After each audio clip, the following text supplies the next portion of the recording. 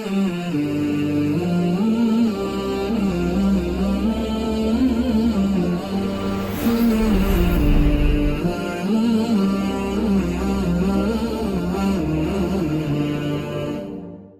الله الرحمن الرحيم. الحمد لله رب العالمين، والصلاة والسلام على سيدنا وحبيبنا محمد وعلى آله وأصحابه أجمعين. ئیمانداران و خواناسانی زۆر بەڕێز، لەوانەکانی ڕابردوودا لە خزمەت فەرموودەیەکدا بووین لە صحیحی بوخاریدا بە ژمارە فەرموودەی 3427 و لە صحیحی مسلیمیشدا بە ژمارە فەرموودەی 1720. پێغەمبەری خوا صلی الله علیه وسلم باسی ئەو دوو ئافرەتەی بۆ جێڕاینەوە کە لە زمانی داود پێغەمبەرە سەلامی خوایان لەسەر بێ لەگەڵ سولەیمان پێغەمبەری کوڕی حەزەتی داوودا سەلامی خوا لەو لە هەموو پێغەمبەرانی خوا و درود و سڵاوەت لەسەر پێغەمبەری ئیسلام حەزەتی محەممەد بێ صلی الله علیه وسلم. ئەو دوو ئافرەتە کاتێک کە بۆمباسکردن لە حەدیسەکەیە کێشەیان کەوتە سەر ئەوەی ئەو مناڵەی ماوەتەوە و گورگنەی فڕاندووە، گەورەکە دەیگوت هی منە، بچووکەکەیان دەیگوت هی منە. گەیشتینە سەر دەرسوانەکان، چەند دەرسوانەیەکمان لە دوو دەرسی ڕابردوودا باس کرد. ئێستا دەگەینە سەر ئەم وانە گرینگە. مرۆڤەکان دەکرێت لە کاتی تێکەڵاوبوون بە یەکە شتیان بکەوێتە لای یەکتری،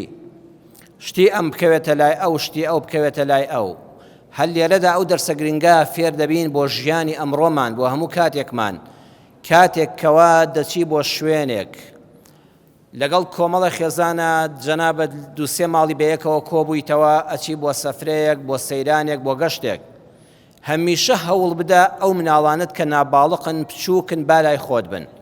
مەڵە ژن و پیاوەکان هەموو لەم سارەدا و مناڵەکان بخەنە سارەیەکی ترەوە، مناڵەکەی خۆت مەخە عایلەیەکی تر، با بەردەوام مناڵەکە لە لای خۆت بێ. ئەوە گرنگترین سەرمایی تۆیە. پاشان کاتێک کە سەفەر دەکەی بە پاس سەفەر بکەی، بە تەکسی بێ، لە ڕێی فڕۆکەخانەوە سەفەر بکەی، فێری ئەوە بە ئەو شتانەی کە زۆر گرنگن. بۆ نمونە پارەیەکت لایە بۆ سەفەرەکەت، بۆ گەشتەکەت، بۆ شوێنێک کە بۆی دەچی، زیێڕێکی تێدایە، مۆبایل و کۆمپیوتەر و ئایپادەکەت، هەروەها جار هەیە تەسکەرە و پاسپۆرت و ئەوانە هەرگیز مەخە جانتایەکەوە لە ناو سندوقی سارەکەدا، پاسەکەدا. من زۆر جاوانم بینیوە جانتاکان زۆری لە یەک دەچن، وا لە ڕێگا کەسێکدا بەزوی جانتاکەی تۆی برد. ئەگەر حرام خۆریش نەبێت تا دەست دەکەوێتەوە کۆمەڵە خەفەت هەڵدەگری، بە تایبەتێکە پاسپۆرتەکەتی تێدا بێ، خەتەرت بۆ دروست دەبێت لە سەفەرێکی دەرەوەی وڵاتدا.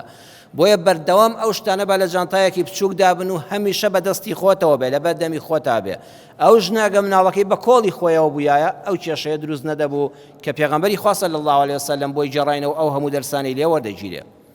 دەرسێکی تر کە لەو فەرموودە زێڕینەوە وەری دەگرین ئەویش ئەوەیە مرۆڤەکان شتیان تێکەڵاو دەبێ، بەردەوام باش وایە نووسین هەبێ. بۆیە دەبینی درێژترین سوورەتی قورئان کە لە سوورەتی ئەلبەقەرەدایە باسی ئایەتی قەرزە. قەرز دەدەی بە کەسێک، مامەڵە لەگەڵ کەسێکە هەیە، بەڕێزان دەکرێت ئەو دوو کەسە حتا بڵێ هەردووکیان ئەمیندار و ڕازگۆش بن، بەڵام لەوانەیە یەکیان بابەتەکەی لەبیر چوو بێتەوە. قەرزێکت داوە بە کەسێک، قەت مەڵێ بای ئەوەندە نیە، نابینوسە، لەوە چێ بەرامبەری و جەنابیشت هەردووکتان دڵتان پاک بێ، ڕازگۆ و ئەمیندار و ئەمانەت پارێز بن، بەڵام وای یەکیان لەبیری چۆوە. دواتر دۆستایەتیەکەت لەسەر ماڵی دنیا ئەڵێ وەڵام ملیۆنێک بوو، ئەڵێ وەڵی وابزان 1.5 ملیۆن بوو. ئەو ناوەندە بیدەیتەوە هەر خەفەتی پێدەخوا، نەیدەیتەوە گەردێکی تیا دروست دەبێ. ئەگەر نووسین هەبوو هیچ کێشەیەک نیە، نووسینەکە بۆ خۆی بەڵگەیە. با پەنجەمۆر هەبێ لەسەر نووسینەکەت، با شاهید هەبێ لەسەری. ئەگەر کەسێکی مەردایەتیش ڕێگەی لێ ناگیرێ، خوای پەروەردگار دەفەرمێ فەئین ئەمینە بەعضوکم بەعضا فەلیؤەدی الەذی ئوتمینە ئەمانەتەه وەلیەتەقی الله رەبە. لە دوای ئاەتەکەی قەرزەوە لە سوورەتی ئەلبەقەرە ئاەتی 283 دەفەرمێ ئەگەر کەسێک ئەوەندە لێت ئەمین بوو، ئەوەندە متمانەی پێت بوو، پارەیەکی دایتێ، ئەمانەتێکی لادانای، وتی قەینا نووسراوی ناوێ، لە بینی من و تۆدا ئەوەندە برایەتی و خۆشەویستیمان بەهێزە، ضرور نییە بارمتەم لادامەنێ، ڕەهنم لادامەنێ. دوای ئەوە ئاەتەکە دەفەرمێ کەسێ ئەوەندە متمانەی پێت بوو، چی لادا نابووی، چی بە قەرزدا بووی تێ ڕێک و پێک بیدەوە، زیاد و کەمی لێ مەکە. وەلیەتەقی الله رەبە. علامەی سعدی لە تەفسیرەکەیە دەفەرمێ یجازی من ئەحسن به الظن بالإحسان لەخوا بترسە ئەو کەسەی ئەوەندە گومانی باشی بە تۆ هەبووە ئەوەندە تۆی لا ئەمین بووە چاکەی لێ مەکە بە خراپە تووشی تاوانی مەکە تووشی بەدگومانی مەکە وای لێ مەکە متمانەی بە کەس نەمێنێ ڕێک ئەوەندە چاکەی لەگەڵا کردووی متمانەی پێت بووە بە چاکترین شێوە پاداشتی بدەوە وەکو خۆی ئەمانەتەکەی تەسلیم کە ئەمە پێ دەوترێ مەردایەتی واتە جار هەیە نووسینیش لە بینماندا نابێ بەڵام بە ئاگامان لە خۆمان بێ مەردایەتی و کەسایەتی چاکە گومانی چاکەی بەرامبەرمان بقۆزینەوە بۆ ئێوەی ئێمە لە لای خۆمان بینووسین ئێمە لە لای ماڵ و منداڵمان بڵێین ئاگادار بە شتێکی فڵان کەسم لایە دنیا ژیان و مردنە تخوا فڵان کەس ئەوەندە متمانەی پێم بوو داوای شاهید و نووسراوی نەکرد ئێوە ئاگادار بن با چاکەکەی لێ نەبێ بە خراپە ئەگەر دوو کەس کێشەیان بۆ دروست بوو لەسەر ماڵێک لەسەر پارەیەک پێش ئەوەی بچنە دادگا بەڕێزان با هەوڵی سڵحێک بدەن کە حرامی تێدا حەڵاڵ نەکرێ ئەو سڵحە حرامە کە حرامێکی تێدا حەڵاڵ بکرێ حەڵاڵێکی تێدا حرام بکرێ واتە مخالفەی شەرع نابێت لە سڵحە هەبێ بەڵام لە کتێبە شەرعیەکاندا دەفەرمێ ئەگەر ئەو کەسانە کێشیان لە بەینا دروست بوو لە بەینی ژن و مێردێکە لە بەینی برایەک و برایەکە لە بەینی برا و خوشکێکە دوو ئامۆزا دوو خاڵۆزا دوو پورزا خزمە نزیکەکانی یەکتر لەم حاڵەتانەدا مەچۆ یەکسەر یەخەی دادگا بگری ئەها خۆ دەبیندرێ یەکسەر ژنێک تەلەفۆن بۆ پۆلیس بکا و کابرا عەسابی تووڕەیە ئەگەر ژنەکە وەکو عادەتی کوردەواری جاران بشتۆرێ بچێتەوە ماڵی باوکی پیاوەکەش لە دواییدا سار دەبێتەوە دەچێت دەستی خەزوری ماز دەکا و دێتەوە ئەگەر تەلەفۆن یەکسەر بۆ پۆلیس کرد بگەنە فریام و پیاوەکە هەڕەشەی لێ کردوم ئەوە تا کابراش دەست دەکاتەوەوانی دووسێ پۆلیسی دامەویش دەبێتە قوربانی کێشەکە بە حیاتی جارشکە چارەسەر دەبێ نە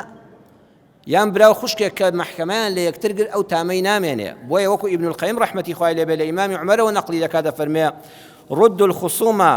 حتى يصطلحوا فإن القضاء يورث الضغائن دەفەرمێ حتا بۆتان دەکرێ هەوڵ بدەن پێش ئەوەی بچنە بەردەمی قەزا و دادگا هەوڵ بدەن سڵح بکەن چونکە ئینسان کە چۆ بەردەمی دادگا و حکمی دادگای بەسەرا خوێندنایەوە بەدەست خۆن نییە ڕقێک لە دڵ تا دروست دەبێ براکەی دەڵێ کاکە براکەم شکاتی لێ کردم گەیاندمێ دادگا ئەگە مام و خەڵک بچێتە بینەوە دوو پیاوی بەڕێزی وەکو جەنابتان وەڵا دوای ئەم لاولای یەکیش ماز دەکەی و هیچ کەسیش پێی نەزانیوە و ئەوە بۆ خۆت ئاش بوویتەوە براکەی لە کاکە خوشکەکەم دادگای لێگرتم خۆ مافێکی ڕەوای و شەرعیشە دروستیشە یاساییشە بەڵام وەکو ئیمامی عومەر وەکو ئیبن القەیم دەیجێڕێتەوە دەفەرمێ دڵت شتێکی تیا دروست دەبێت لە خوا بینی خوشک و برایەتی کە گەیشتە مەحکەمە و مەحکەمەکاری یان خزمەکان بە هەمان شێوە یان زانایان دەفەرمون وعند خوف الفتنة ئەگەر زانیت بچێ دادگا لەوە ئەچێ بابەتەکە قوڵتر بێتەوە ئەڵێ تۆ لەسەر ملیۆنە دینار شکاتم لێ دەکەی هەها ئەو ساڵە باپیرم قەرزی دابوو بە باپیرت وەڵڵا کاکە شتەکە گەورە دەبێت دوور نییە پیاوکوشتنی تیا دروست بێ فتنەی لێ دەکەوێتەوە لەم حاڵەتانەدا حتا بۆت بکرێت سڵحی پیاوانی بەڕێز و ئینسانانی وەکو جەنابتان بچێتە ناوەندەوە بەخۆشی چارەسەری بکە ئەگەر کەسێک لە بینەکەی خۆشیە تۆزێکیش حەقەکەی لەدەستدا و تەنەزولیش بکە هێشتا ئەوە زۆر زۆر باشترە ئەگەر نەبوو بچۆ دادگا دادوەر چی دەبیستێ پێغەمبەری خوا صلی الله علیه وسلم وەکو لە بوخاری و موسلیمە هاتووە فەرمووی شاهیدا کە ئەو یەمین و کاتێک کەسێک دەعوای قەید کرد وتی من شتێکم لای فڵان کەسە پێغەمبەری خوا صلی الله علیه وسلم فەرمووی دوو شاهیدمان بۆ بێنە ئەو یەمین و یان بەرامبەرەکە دەگە تۆ شاهیدن نیە ئەو سوێن دەخوا لە حەدیثێکدا کە هەر ئیمامی موسلیم ڕیواەتی کردووە فەرمووی ئەلەکە بەیینە بەو کەسەی وتی ئەو شتەی بەدەستی فڵان کەسەوە هی منە فەرمووی بەڵگەت پێیە شاهیدت هەیە نووسراوت هەیە تاپۆیەکت هەیە سەنەوی سارەکە بن لاتە بەڵگەیەکم دێ قال لا وتی ناوەڵی پێغەمبەری خوا صلی الله علیه وسلم بەس من دەزانمی خۆمە قال فلك يمينه والله ئەوەی بە تۆ دەبڕێت تەنها ئەوەیە بەرامبەرەکە یەک سوێندت بۆ بخوا کە سوێندی خوار هیچ ناکەوێت تەواو بوو بەڵام ئەو کەسێک کە لە مەحکەمەدا سوێندی دەکەوێتە لا پێویستە حاکم دادوەر بە ئاگای بێنێتەوە ئێستا بەداخەوە لە دادگاکانی ئێمەدا من وا بزانم هەر یەکسەر دەڵێ شاهید نەکا کە بەرامبەرەکە سوێندی دەکەوێتە لا یەکسەر سوێندی ئەدەن نابێ ئاوا بێ ئەبێ قازی حاکم لەسەر مێزی دادگا بڵێ ئەی ئەو کەسەی سوێندرایەتەوە بەرامبەرەکەت بەڵگەی پێ نەبوو شاهیدی پێویستی نەبوو نووسراوەکانی بەڵگەکانی لە دادگادا قبول کراو نین تۆ سوێندت دەدرێتە بەڵام کوڕە ئاگادار بە ئاگال لە سوێندەکەت بێ ئەبێ حاکم ترسی خوای بخاتەوە بیر ئەمە بۆ حاکم و دادوەرە برا و خوشکە بەڕێزەکانم ئەبێ ئاگایان لە خۆیان بێ بیری قیامەتی بخاتەوە بڵێ وەڵڵاهی قیامەتت دەسووتێ ئەگەر ئەم سوێندە بە درۆ بخۆی. ئاەتی قورئانە بەڕێزان لە سوورەتی ئالی عیمران ئاەتی 77 لە صحیحی بوخاریدا هاتووە هەڕەشە لەو کەسە کراوە کە سوێندی بە درۆ دەخوا بۆ ئەوەی ماڵی براکەی بۆ سوێندە بەدەستبێنێ، یەقینی هەیە کەوا نییە. بەڵام دەڵێن مادام بەرامبەرەکە لە خوا بەزیادە بەڵگە و شاهیدی نییە، ئیتر فرسەتە ئەبێ حاکم بە ئاگای بێنێتەوە وەڵڵاهی خوا لە قیامەتە لێت تووڕە دەبێ، وەڵڵاهی سوود لەم ماڵش نابینی لە دنیادا، ئەگەر دەزانی ڕاز نییە براکەم لێرە داواز بێنە، بەڵکو ئەم قسانەی حاکم لە ناخی دڵاو بۆی کرد کابرا پەشیمان بێتەوە، با قیامەتی نەسووتێ، با ماڵی فڵان کەسیش بەم سوێندە بە درۆیە نەچێ بۆ لای. بەڵام ئەگەر کەسێک جێچەڵی پێکردی، ئێمە دەڵین بڕوانە، زنجیرە باسی بڕوانە پێمان دەڵێ واقع بینانە بڕوانە بۆ ژیان. جەنابەت پارچەیەک زەویهی خۆتە لە باب و باپیرانەوە بۆ دماوەتەوە، یان بە پارەی حەڵاڵی خۆت کڕیوتە، تەشقەڵە بازێک فێڵ بازێک دێ و دەڵێ کاکە ئەو عەرزەی تۆ هی منە، ئەڵێ باوە گیان بەوەی نە من تاپۆم نییە، بەڵڵا بە پارەی حەڵاڵی خۆم کڕیومە، مڵکی باوکمە، تۆ چۆن دی لێم داگیر دەکەی، کاکە هی تۆ نییە. ئەڵێ نەخێر، خۆ تۆ بەناویتەوە تاپۆ نیە، فەرقی من و تۆ چییە؟ تۆش حەقیقەتی خۆتە، هیچ فڕی پێوە نیە، ئەوە جێچەڵبازە، جێچەڵت پێ دەکات، بەهانەت پێ دەگرێ. نابێت کە چوونە مەحکەمە دادوەر وتی وەڵا شاهید و بەڵگە بێنە وەڵا پێم نییە، دەبا کە فڵان کەس سوێند بخوا، ئەو بتوانێت تەشقەڵە بە خەڵک کە سوێندی بە درۆژ دەخوا. لەم حاڵەتەدا مەهێڵە سوێند بخوا، کەسێ هاتوتی ئەو ماڵەکەی منە بەڵگەی پێ نەبوو تۆ سوێندت دەدرێتێ، لەم حاڵەتەیە مەڵێ وەڵی بەڕاست و بە درۆ سوێند بەخوای گەورە ناخۆم، باخوا غەزەبم لێ نەگرێ. لێرە واجبە سوێند بخۆی، واجبە زیارەتێکی قورئانی پیرۆز دەکەی، دەچێ خزمەت ناوی پیرۆزی پەروەردگار، خوا ئەجریشت بۆ دەنووسێ، لێتان تێک نەچی وای لە بەڕاست و بە درۆ نابێت سوێند بخۆی، نا وەڵڵا ئەگە حەقی خۆت بوو تەشقەڵە بازێک دەویست فێڵت لێ بکات سوێن دەدرا بە تۆ، خوا ئەجریشت دەداتەوە. لەم حاڵەتە واجبە با خەڵک فێر نەبێ بە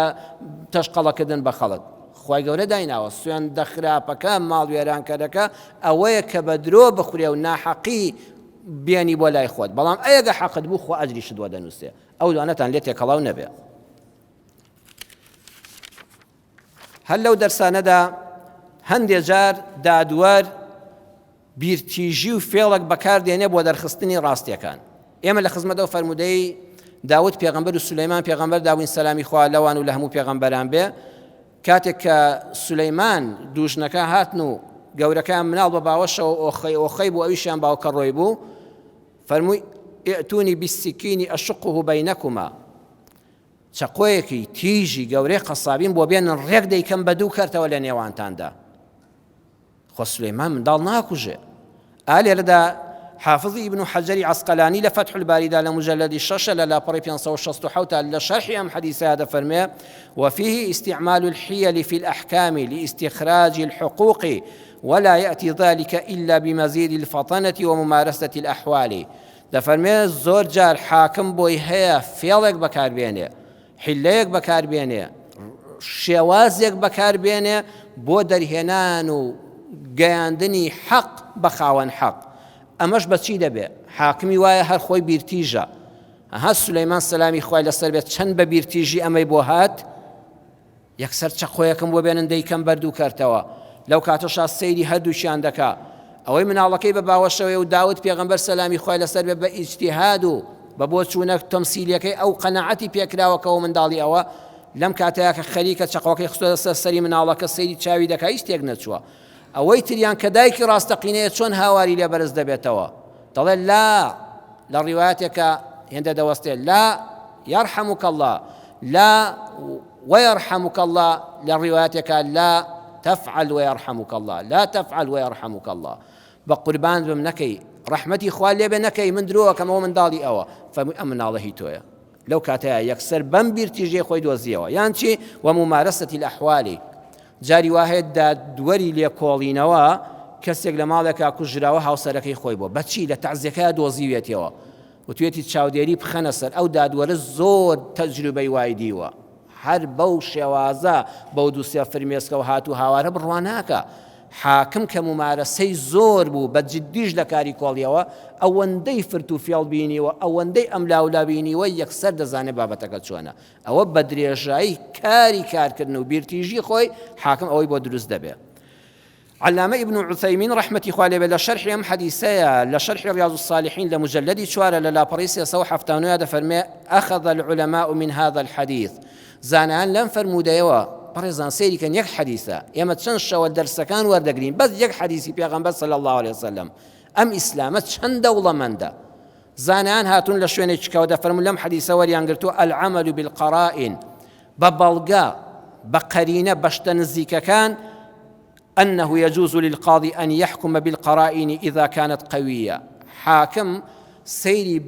قرينة كان دكا أمشتن زيك ليوي بو قرينة حكم ددا أقر قرينة كان بلغ كان بهيز بن جاران برزان استا سرناس بوا سرناس أو بوا كسيك أوند بيرتيج بوا أوند ذهني رون بوا مناڵی بینیوە لە زمانی پێغەمبەرە لە زمانی پێش پێغەمبەرە صلی الله عليه وسلم حتا بڕواتان هەبێت لە زمانی سەردەمانی پیاوانی وەکو جەنابتانەوەی تەمەنێکیان هەیە خەڵک ئەو کاتە فکری تیژ بوو مناڵی بینیوە وتوێتی ئەوە نەوەی ماڵی فڵان کەس نییە ئەو باپیری بینیوە کاتی خۆی دۆستی باپیری بووە وەڵڵا مناڵەکەی بینیوە توێتی ئەوە لە تایەفەی فڵان کەسە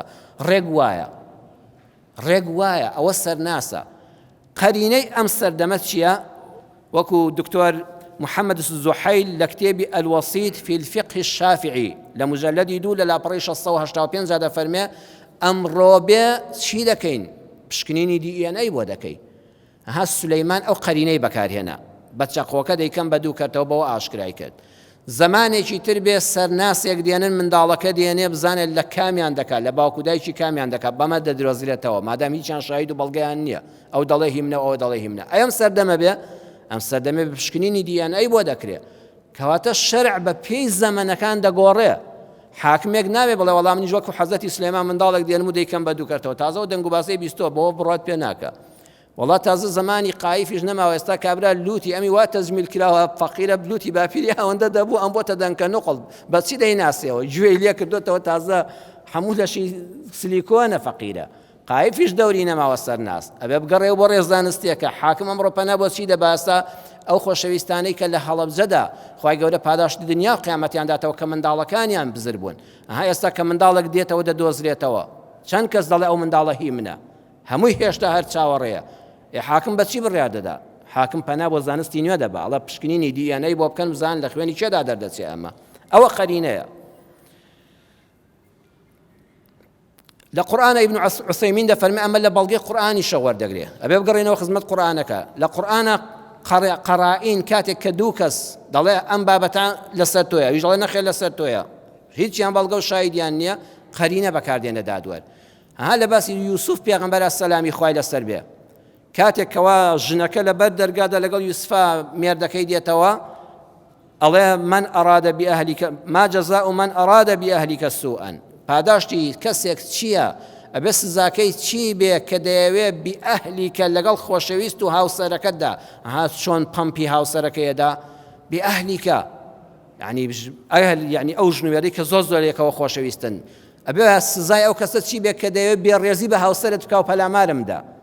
یوسفیش لەوێدا یەکسەر دیفاع لە خۆی دەکات دەڵێ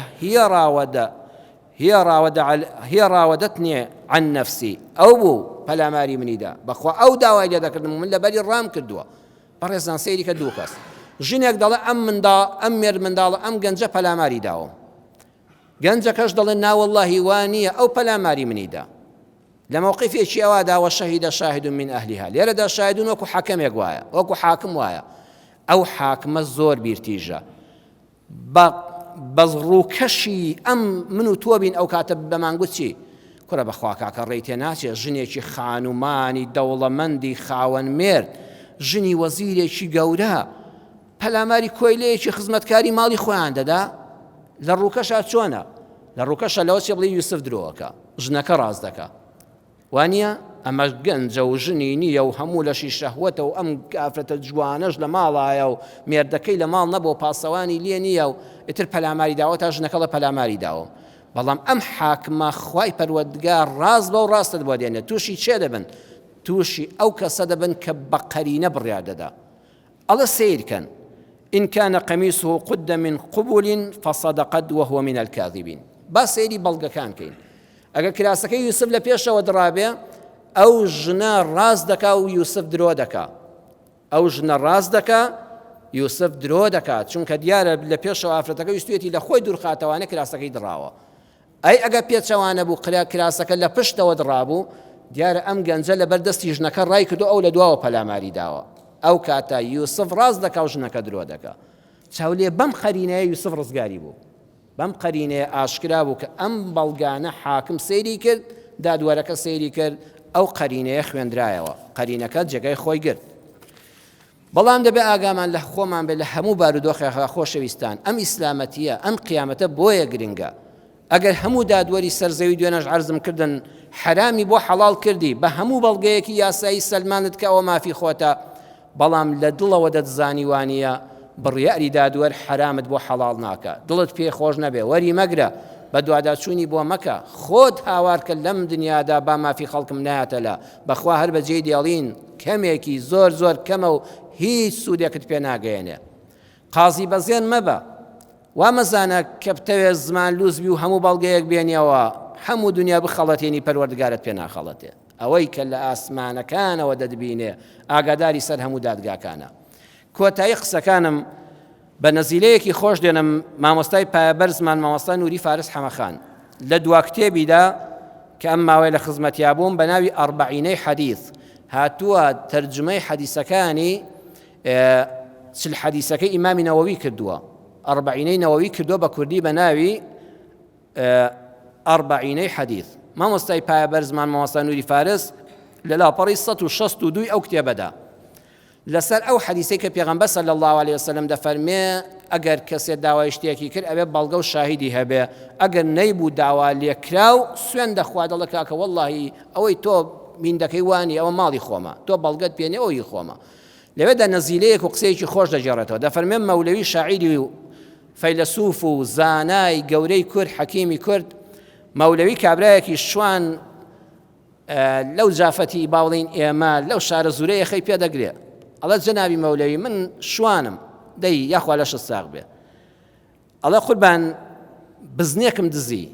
جارێک وەڵا بزنێکم لە ڕانەمەڕێکی تر دزی بەو خوایە خوا نەبێ هیچ کەس نازانێ من دزیومە خواردیشم و لە ناویشم برد و کەسیش پێی نەزانی تۆ بڵێ حسابی قیامەت چۆن بێ خۆ کەس شاهید نییە لەسرم ئەوە بەس خۆم دەزانم هیچێیە و کەی دزیومە و لە چێم دزیوە ئەفەرمێ والله کاکە ئەوە لە دەفتەری ئەعمال تا تۆمار کراوە لە دەفتەری ئەعمال چێ نووسیوێتی لە دەفتەری ئەعمال مەلایکە نووسیوانە دەڵێ قوربان قسەی مەلایکەتم قبوڵ نییە ئەوە هەل لە ئەوڵەوە هەها ڕەخنەیان دەگردیان گوت خوایە بۆ بە شەرێک دروست دەکەی دەیخێتە سەر زەوی والله کاکە من مەلایکەت شایدیم لەسەر بدا قبوڵم نییە ئەوانە هەل لە ئەوڵەوە لەگەڵ من ناشێشیان هەبووە خوایە مەولەوی تووشی چێ بوو ئەفەرمە بابەجیان خوا خۆی شاهیدە بەسەرتەوە لە قوربان خوای گەورە خۆی حاکمە چۆن دەبێ حاکم شاهیدیش بێ ئەوە قازی بەزێنە کوردەواری ئەڵە مەلا بەزێنە دەی خوا خۆی حاکم بێت چۆن دەبێت شاهیدیش بێ مەولەوی بۆی لە دەستی ئام بەڵایە ڕزگاری بێ ئەڵە بابەجیان خوا بزنەکە زیندوو دەکاتەوە بزنەکە بۆ خۆی دێتە بەردەمە دەڵێت تۆ من نەبووی منت دزی ئەڵە قوربان ئاوە ئارە وەڵڵا کاکە بخوای گەورە ئاسانە بۆی بەکون فەیەکونە بزنەکەی کە دزیوتە دێتەوە بەردەمت و ئەڵێ تۆ بووی منت لە فڵان کەس دزی ئەوە شاهیدی لەسەرە لە قوربان دەی ئەگە خوا دەکا خوا ئەوم لەگەڵا دەکا ڕیشی بزنەکە دەگرم و لەم کاکە ئەوە تەسلیم بە خاوەنەکەتم کردەوە ئیتر ئەم محکەمە کاری بۆ چییە بزنی خۆی بۆ خۆی منیش دێ ڕزگار بووم لەم دنیامە سوودم لێ بینیەوە لەو دنیاش بۆ ئەو مەولەی لە بەخوا لەم شوێنە بیوەستێنین باشە ئەمە حتا بڕۆی لەسەری خراپتر دەبێ جا زۆر کەس هەیە ئەبێ بیسپێری بەخوا لە محکەمەشا لێی نابێەوە و لە قسەشا لێی نابێەوە وەکو بزنەکەی مەولەوی لێ نابڵێ هەر لێ گەڕێ باشترە هەموو کاتیش قیامەتمان لەبیر بێ هەموو سەرۆت و سامان و هەموو خۆشیەکانی دنیا کۆتاییان پێدێ خۆش بە حاڵی ئەو کەسەی کە لەم دنیاە دەردەچێ مافی کەسی لانیە ئەوەی خۆتت پێ بخورێت چاول لە ماڵی خەڵک نەبێ داواکارم لە خوای پەروەردگار ڕەحممان پێ بکا بە بەرەکەتی ئەم فەرمودەی پێغەمبەر صلی الله علیه وسلم کە 3 دەرسە لە خزمەتیان بۆ دین و بە ژینمان سوودێکمان بینی بێ وصلی الله على سيدنا محمد وآخر دعوانا أن الحمد لله رب العالمين